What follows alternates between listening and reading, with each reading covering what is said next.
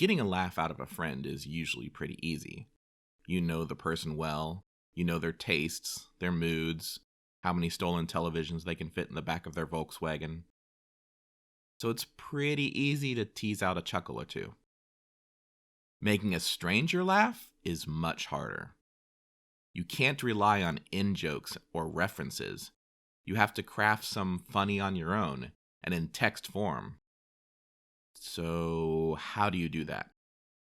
Well, first, you establish unreality. This is something that is skipped in a normal joke.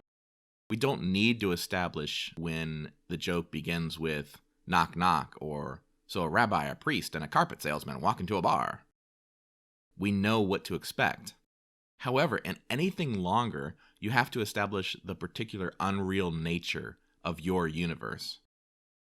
There is a famous comedy skit about baseball players that have names like Dizzy Dean, Daffy Dean, and Goofy Dean. Not the one you're thinking of? Actually, it is. Those three names are from the establishing part of the Who's on First skit by Abbott and Costello. It's just been dropped over the years as it's not the good part, and feels like dead weight when we all know what to expect. Yet back when the piece was new, it was needed to introduce the idea of the absurd name scheme of the team. It helped establish what was normal and what wasn't.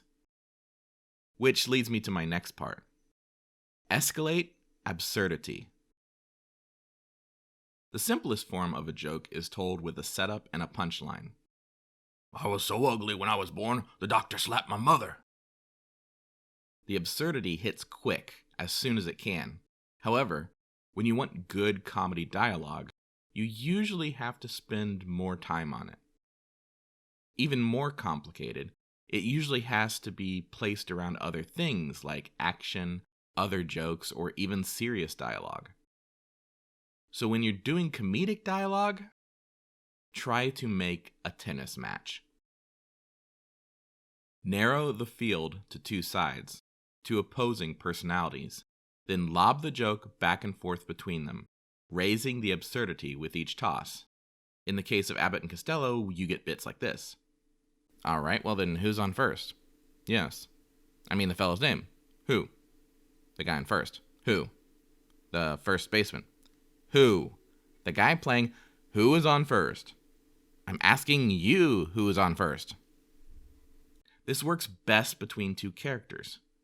So if you can, try to narrow the scope of the piece so nothing gets between the reader and the back and forth as you crank up the absurdity with each hit. But when you can't play tennis, play it like a refrain. Repeat something at intervals throughout the piece and push the absurdity with each repetition.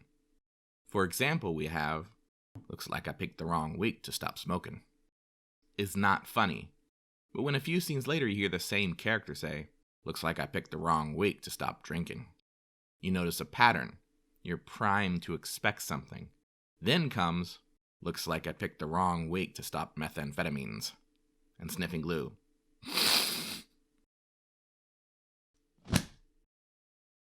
Either way you wish to play it, the key is in escalating the situation, pushing the suspension of belief until it pops, but doing so in a way that follows the rules of unreality you established earlier.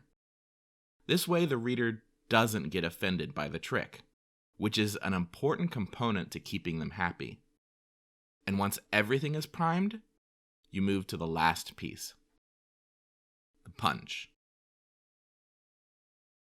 The last line of the escalation should hit with an extra level of comedy, which is why it's often called the punchline.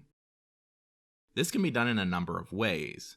You can return the joke to the beginning, prompting the reader to imagine that the conversation goes all the way back and continues over and over again.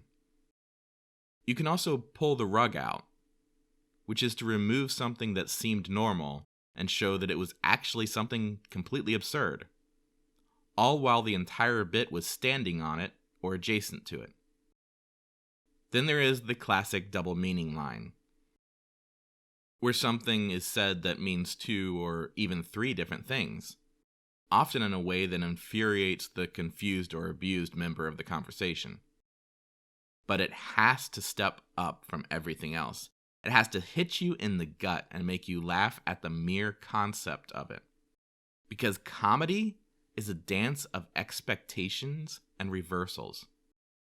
It is placing us in a world of wonder and unreality, showering us in confusion and absurdity until finally you stand up, look around, and slowly come to the realization that I stole your television and threw it in the back of my friend's Volkswagen. Later, sucker!